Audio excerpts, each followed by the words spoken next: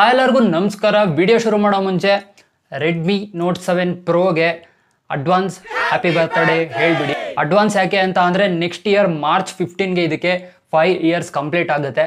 ಇವಾಗೇನಾದರೂ ನಾವು ಸ್ಮಾರ್ಟ್ಫೋನ್ನ ತೊಗೊಂಡ್ಬಿಟ್ರೆ 1-2 ವರ್ಷ ಆದಮೇಲೆ ಚೇಂಜ್ ಮಾಡೋಣ ಅಂತ ಅನ್ಕೊತಾ ಇರ್ತೀವಿ. ಬಟ್ 5 ವರ್ಷ ಆದ್ರೂ ಈ ಮೊಬೈಲು ಇನ್ನೂ ಚೆನ್ನಾಗಿದೆ, ಈ ಮೊಬೈಲ್ನ ನಾನು ಇನ್ನೂ ಯೂಸ್ ಮಾಡ್ತಿದ್ದೀನಿ ಅಂತ ಅಂದರೆ ಈ ಮೊಬೈಲಲ್ಲಿ ಏನಾದರೂ ಒಂದು ಸ್ಪೆಷಾಲಿಟಿ ಇರಲೇಬೇಕಲ್ಲ. ಸೊ ಏನು ಅಂತ ಈ ವಿಡಿಯೋದಲ್ಲಿ ನೋಡೋಣ. ಈ ಮೊಬೈಲ್ನ ತೊಗೊಂಡಿದ್ದ ಹಿಸ್ಟ್ರಿನೇ ಒಂಥರ ಚೆನ್ನಾಗಿದೆ. ಕ್ರಿಸ್ತಶಕ ಮಾರ್ಚ್ 15, 2019 ಮೊಬೈಲ್ ಲಾಂಚ್ ಆಗಿ 1-2 ವೀಕ್ ಆಗಿತ್ತಷ್ಟೇ. ಸೊ ಸೆಕೆಂಡ್ ವೀಕಿಂದ ಬೆಂಗಳೂರಲ್ಲಿರೋ ಒರಾಯನ್ ಮಾಲಲ್ಲಿ ಸೇಲ್ ಸ್ಟಾರ್ಟ್ ಆಗಿತ್ತು. ಸೊ ನಂದು ಅವಾಗ ತಾನೇ PUC ಮುಗಿಸಿ 2 ತಿಂಗಳು ನಾನು CNC ಮಿಷಿನಲ್ಲಿ ಕೆಲಸ ಮಾಡ್ತಿದ್ದೆ. ಕೆಲಸ ಮಾಡಿದ ಪೂರ್ತಿ ಅಮೌಂಟು 15,000 ಆಗಿತ್ತು. 15,000 ತಗೊಂಡೋಗ್ಬಿಟ್ಟು ಒರಾಯನ್ ಮಾಲ್ ಮುಂದೆ ಬೆಳಗ್ಗೆ 7:00ವರೆಗೆ ಕ್ಯೂ ನಿಂತಿದ್ದೆ. ಯಾಕೆ ಅಂತ ಅಂದರೆ 10 ಗಂಟೆಗೆ ಮಾಲ್ ಓಪನ್ ಆಗುತ್ತೆ. ಮಾಲ್ ಓಪನ್ ಆದಮೇಲೆ ಶಾಪ್ಸ್ ಎಲ್ಲ ಓಪನ್ ಆಗಿಬಿಟ್ಟು ಈ ಸೇಲ್ ಸ್ಟಾರ್ಟ್ ಆಗುತ್ತೆ. ಬೇಗ ಹೋಗಿಲ್ಲ ಅಂತ ಅಂದರೆ ಮೊಬೈಲ್ ಎಲ್ಲ ತೊಗೊಂಡೋಗ್ಬಿಟ್ಟಿರ್ತಾರೆ, ಅವಾಗ ಔಟ್ ಆಫ್ ಸ್ಟಾಕ್ ಆಗಿಬಿಡುತ್ತೆ ಅಂದ್ಬಿಟ್ಟು ಬೆಳಗ್ಗೆ ಬೇಗ ಎದ್ದು ಅಲ್ಲೋಗಿ ಕ್ಯೂ ನಿಂತು ಈ ಒಂದು ಮೊಬೈಲ್ನ ತೊಗೊಂಬಂದಿದ್ದು ನಾನು. ಆ ಟೈಮಲ್ಲಿ ಮೊಬೈಲ್ ತೊಗೊಳ್ಳೋದು ಅನಿವಾರ್ಯತೆ ಆಗಿತ್ತು. ಯಾಕೆ ಅಂತ ಅಂದರೆ ಅವಾಗ Moto C+ ಯೂಸ್ ಮಾಡ್ತಿದ್ದೆ. ಅದು ಮದರ್ ಬೋರ್ಡ್ ಇಶ್ಯೂಯಿಂದ ಫುಲ್ ಕಂಪ್ಲೀಟಾಗಿ ಡೆಡ್ ಆಗೋಯ್ತು. ನನ್ನ ತಲೆಯಲ್ಲಿ ಇದ್ದಿದ್ದು ಒಂದು ಒಳ್ಳೆ ಕ್ಯಾಮ್ರಾ ಮೊಬೈಲ್ ಬೇಕು ಅಂತ. ಯಾಕೆ ಅಂತ ಅಂದರೆ ಕ್ಯಾಮ್ರಾ ಹುಚ್ಚಿತ್ತು. ಅಂದರೆ ಫೋಟೋಗ್ರಫಿನೇ ಮಾಡಬೇಕು ಅಂತಲ್ಲ, ಸುಮ್ಮನೆ ಏನೇನು ಸಿಗುತ್ತೆ ಅದನ್ನೆಲ್ಲ ಫೋಟೋ ತೆಗಿತಿದ್ದೆ. ಕ್ಲಾರಿಟಿ ಹೆಂಗಿದೆ, ಹೆಂಗೆ ಚೆನ್ನಾಗಿ ಫೋಟೋ ತೆಗಿಬೋದು ಅಂತ ಸುಮ್ಮನೆ ಫೋಟೋ ತೆಗಿತಿದ್ದೆ. ಸೊ ಈ ರೀತಿ ಫೋಟೋ ತೆಗಿಯೋದಕ್ಕೆ ಒಳ್ಳೆ ಮೊಬೈಲ್ ಬೇಕು ಅಂತ ಅಂದ್ಬಿಟ್ಟು ಸೊ ಫೈನಲ್ ಆಗಿ ಒಂದು 10-10:30 ಅನ್ನೋಷ್ಟರಲ್ಲಿ ನನಗೆ ಈ ಒಂದು ಮೊಬೈಲು ಸಿಕ್ತು. ಇದ್ರ ಜೊತೆ ಇನ್ನು 2 ಕಲರ್ ಲಾಂಚ್ ಆಗಿತ್ತು, ಒಂದು ಬ್ಲೂ ಮತ್ತು ಇನ್ನೊಂದು ಒಂಥರ ರೆಡ್ ತರ. ಸೊ ಇದರಲ್ಲಿ ಏನೇನು ಹೊಸದು MI ಅವ್ರು ಲಾಂಚ್ ಮಾಡಿದ್ರು ಅಂತ ಅಂದ್ರೆ ಫಸ್ಟ್ ಟೈಮ್ ಡಾಟ್ ನಾಚ್ ಅಂತ ಏನಿದೆ ಡಿಸ್ಪ್ಲೇ, ಇದನ್ನ ಈ ಒಂದು ಮೊಬೈಲ್ ಅಲ್ಲಿ ಇಂಟ್ರೊಡ್ಯೂಸ್ ಮಾಡಿದ್ರು. ಹಾಗೆ ಬಿಲ್ಡ್ ಕ್ವಾಲಿಟಿಯಲ್ಲಿ ನೋಡೋದಾದ್ರೆ ಫ್ರಂಟ್ ಟು ಬ್ಯಾಕ್ ಎರಡು ಕೂಡ ಗೊರಿಲ್ಲಾ ಗ್ಲಾಸ್ ನ ಯೂಸ್ ಮಾಡಿದ್ರು. ಸೊ ಹಿಂದೆನೂ ಗ್ಲಾಸ್ ಇದೆ, ಮುಂದೆನೂ ಗ್ಲಾಸ್ ಇದೆ.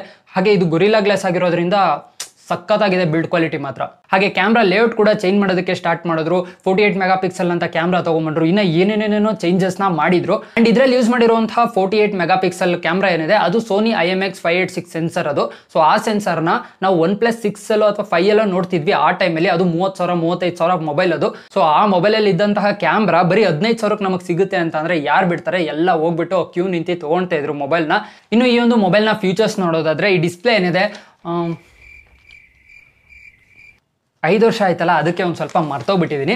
ಸೊ ಈ ಮೊಬೈಲ್ನ ಡಿಸ್ಪ್ಲೇ ಏನಿದೆ ಇದು 6.3 ಇಂಚಸ್ನ ಫುಲ್ HD+ IPS ಡಿಸ್ಪ್ಲೇ ಆಗಿತ್ತು. ಸೊ ಇದು 60 Hz ಸಪೋರ್ಟ್ ಮಾಡ್ತಿತ್ತು. ಆವಾಗ 60 Hz ಅಂತ ಅಂದ್ರೆ ಅಷ್ಟೊಂದೆಲ್ಲ ಸಪೋರ್ಟ್ ಮಾಡುತ್ತಾ ಅಂತಿದ್ವಿ. ಬಟ್ ಇವಾಗ 144 Hz ಎಲ್ಲ ಬಂದ್ಬಿಟ್ಟಿದೆ.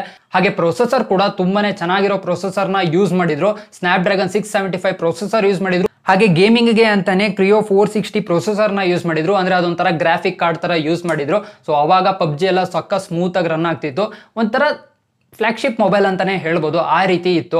ಅದಾದ್ಮೇಲೆ ಈ ಒಂದು ಮೊಬೈಲಲ್ಲಿ 4000 mAh ಬ್ಯಾಟ್ರಿ ಕೊಡ್ತಿದ್ರು. ಹಾಗೆ ಅದನ್ನ ಚಾರ್ಜ್ ಮಾಡೋದಕ್ಕೆ 18 ವಾಟ್ ಫಾಸ್ಟ್ ಚಾರ್ಜಿಂಗ್ ಕೂಡ ಸಪೋರ್ಟ್ ಮಾಡಿತ್ತು. ಆದ್ರೆ ಬಾಕ್ಸ್ ಅಲ್ಲಿ ಬರೀ 10 ವಾಟ್ ಅಡಾಪ್ಟರ್ ಏನಿದೆ ಅದನ್ನ ಮಾತ್ರ ಕೊಟ್ಟಿದ್ರು. 18 ವಾಟ್ ಬೇಕು ಅಂತಂದ್ರೆ ಎಕ್ಸ್ಟ್ರಾ ನಾವು ಕಾಸು ಹಾಕ್ಬಿಟ್ಟು ತಗೋಬೇಕಿತ್ತು. MI ಮೊಬೈಲ್ ಅಲ್ಲಿ ನೋಡೋ ರೀತಿ IR ಬ್ಲಾಸ್ಟರ್ನ ಕೊಟ್ಟಿದ್ರು. ಸೊ ಮನೇಲಿ ಯಾರಾದ್ರೂ ರಿಮೋಟ್ ನ ಕಿತ್ಕೊಂಡ್ಬಿಟ್ರೆ ನಮ್ಮ ಮೊಬೈಲಲ್ಲೇನೆ ಕಂಟ್ರೋಲ್ ಮಾಡ್ಕೊಬೋದಾಗಿತ್ತು. ಹಾಗೆ ಈ ಒಂದು ಮೊಬೈಲು 4GB 64GB ಹಾಗೆ 6GB 128GB ಲಾಂಚ್ ಆಗಿತ್ತು.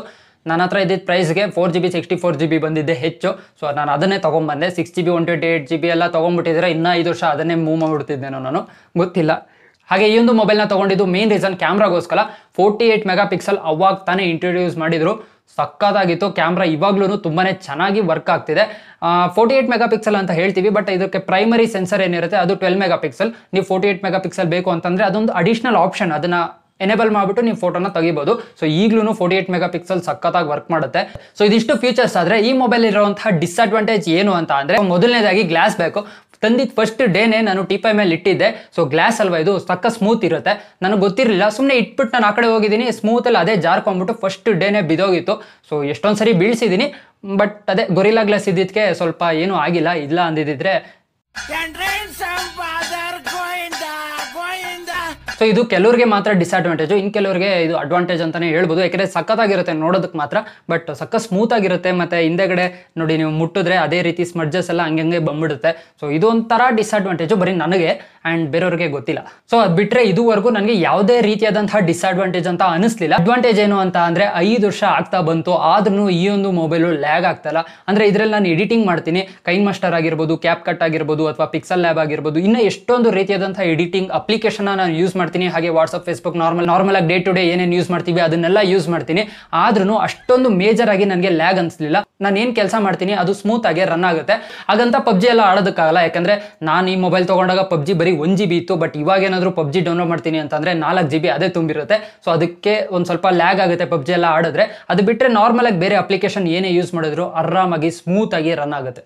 ಇನ್ನು ಕ್ಯಾಮ್ರಾ ಬಗ್ಗೆ ಹೇಳೋದಾದ್ರೆ ಡೇ ಲೈಟಲ್ಲಿ ಒಂದು ಸ್ವಲ್ಪ ಲೈಟ್ ಎಲ್ಲ ಚೆನ್ನಾಗಿತ್ತು ಅಂತಂದರೆ ಒನ್ ಆಫ್ ದಿ ಬೆಸ್ಟ್ ಫೋಟೋನ ಇದು ಕ್ಲಿಕ್ ಮಾಡುತ್ತೆ. ಬಟ್ ನೈಟ್ ಟೈಮಲ್ಲಿ ಇದು ಸ್ಟ್ರಗಲ್ ಮಾಡುತ್ತೆ. ನೈಟ್ ಟೈಮ್ ನೀವು ವಿಡಿಯೋ ಆದರೂ ಮಾಡಿ ಅಥವಾ ಫೋಟೋ ಆದರೂ ಕ್ಲಿಕ್ ಮಾಡಿ ನಾಯ್ಸು ಸಖತ್ತು ಬರುತ್ತೆ. ಹಾಗೆ ಸ್ಟೆಬಿಲಿಟಿ ಮಾತಾಡಲೇಬೇಡಿ, ಸ್ಟೆಬಿಲಿಟಿ ನಿಜವಾಗ್ಲೂ ಹೇಳ್ತೀನಿ ಚೆನ್ನಾಗಿಲ್ಲ. ಅಂದರೆ ಅವಾಗೆಲ್ಲ ಈ ಮೊಬೈಲ್ ಲಾಂಚ್ ಆದಾಗ ಸ್ಟೆಬಿಲಿಟಿ ಎಲ್ಲ ಅವಾಗೆಲ್ಲ ಹೊಸ್ತು ಸ್ಟೆಬಿಲಿಟಿ ಅನ್ನೋದೇ ಇರಲಿಲ್ಲ. ಬಟ್ ಅದಾದಮೇಲೆ ಸ್ಟೆಬಿಲಿಟಿ ಅನ್ನೋದು ಎಲ್ಲ ಮೊಬೈಲ್ಗೂ ತೊಗೊಂಡು ಬಂದರು. ಅಂದರೆ OS ಎಲ್ಲ ಅದಾದಮೇಲೆ ಎಲ್ಲ ಮೊಬೈಲ್ಗೂ ಬಂತು. ಸೊ ಸ್ಟೆಬಿಲಿಟಿ ಅಷ್ಟು ಚೆನ್ನಾಗಿಲ್ಲ. ಬಟ್ ನಾರ್ಮಲ್ ಆಗಿ ಏನಾದರೂ ಸ್ಟಡಿಯಾಗಿ ವಿಡಿಯೋ ಮಾಡಿದ್ರೆ ಒಳ್ಳೆ ಕ್ವಾಲಿಟಿ ಆಗಿರುವಂತಹ ವಿಡಿಯೋ ನಮಗೆ ಸಿಗುತ್ತೆ. ಹಾಗೆ ನಿಮ್ಗೊಂದು ಆಶ್ಚರ್ಯವಾಗಿರೋ ವಿಷಯ ಏನು ಅಂತಂದರೆ ಈ ಮೊಬೈಲಲ್ಲಿ 4K 30 FPS ಕೂಡ ಸಪೋರ್ಟ್ ಮಾಡುತ್ತೆ. ಇವಾಗೆಲ್ಲ 4K 30 FPS 20,000 ಕೊಟ್ಟು ಮೊಬೈಲ್ ತೊಗೊಂಡ್ರು ಅದರಲ್ಲಿ ಆಪ್ಷನ್ನೇ ಸಿಗ್ತಾ ಇಲ್ಲ, ಆಪ್ಷನ್ನೇ ಕೊಡ್ತಾ ಇಲ್ಲ ಅವರು 4K ವಿಡಿಯೋ ಮಾಡೋದಕ್ಕೆ. ಬಟ್ ಇದು 4K ಕೂಡ ಸಪೋರ್ಟ್ ಮಾಡುತ್ತೆ. ಹಾಗೆ ಕ್ವಾಲಿಟಿ ಕೂಡ ತುಂಬಾನೇ ಚೆನ್ನಾಗಿರುವಂತಹ ವಿಡಿಯೋನ ಪ್ರೊಡ್ಯೂಸ್ ಮಾಡುತ್ತೆ. ಇನ್ನು ಅಪ್ಡೇಟಿಗೆ ಬರೋದಾದ್ರೆ 2 ವರ್ಷ ಹಿಂದೆನೇ ಅಪ್ಡೇಟು ನಿಂತೋಯ್ತು. ಈ ಮೊಬೈಲ್ ತಗೊಂಡಾಗ ನಾನು ಆಂಡ್ರಾಯ್ಡ್ 8 ತಗೊಂಡಿದ್ದೆ, ಬಟ್ ಇವಾಗ ಆಂಡ್ರಾಯ್ಡ್ 10 ರನ್ ಆಗ್ತಿದೆ. ಅಂದರೆ 2 ವರ್ಷ ಮೇಜರ್ ಅಪ್ಡೇಟ್ನ ಕೊಟ್ಟರು. ಹಾಗೆ MIUI 12 ಇದು ಸ್ಟಾಪ್ ಆಗಿದೆ. ಇವಾಗೆಲ್ಲ MIUI ತುಂಬಾನೇ ಮುಂದೆ ಹೋಗ್ಬಿಟ್ಟಿದೆ. ಸೊ MI ಅವರು ಅಪ್ರೂಪಕ್ಕೆ ಈ ಥರ ಲೆಜೆಂಡ್ರಿ ಫೋನ್ನ ಲಾಂಚ್ ಮಾಡೋದು. ನಾನು ನೋಡಿದಂಗೆ ರೆಡ್ಮಿ ನೋಟ್ 4 ಆದಮೇಲೆ ರೆಡ್ಮಿ ನೋಟ್ 7 Pro ಅಷ್ಟೇ ಲೆಜೆಂಡ್ರಿ ಲಿಸ್ಟಲ್ಲಿ ಅದು ಸೇರ್ಕೊಳ್ಳುತ್ತೆ. ಅದಾದ್ಮೇಲೆ ಇನ್ಯಾವುದೂ ಹೊಸ ರೀತಿಯಾದಂತಹ ಮೊಬೈಲು MI ಅವರು ತಂದೇ ಇಲ್ಲ. ಸೊ ಈ ಮೊಬೈಲ್ನ ಯಾರ್ಯಾರು ಯೂಸ್ ಮಾಡ್ತಾ ಇದ್ದೀರಾ, ಹಾಗೆ ನಿಮ್ಮ ಯೂಸಿಂಗ್ ಎಕ್ಸ್ಪೀರಿಯನ್ಸ್ ಏನಿದೆ ಅದನ್ನ ಕಮೆಂಟಲ್ಲಿ ತಿಳಿಸಿ. ಈ ವಿಡಿಯೋ ನೋಡ್ತಾ ಇದ್ದೀರಾ ಅಂತ ಅಂದರೆ ನೀವು ಕೂಡ ಒಂದಲ್ಲ ಒಂದಿನ ರೆಡ್ಮಿ ನೋಟ್ 7 Proನ ಯೂಸ್ ಮಾಡಿರ್ತೀರಾ. ಸೊ ನಿಮ್ಮ ಎಕ್ಸ್ಪೀರಿಯನ್ಸ್ ಏನಿತ್ತು ಅದನ್ನ ಕಮೆಂಟಲ್ಲಿ ತಿಳಿಸಿ.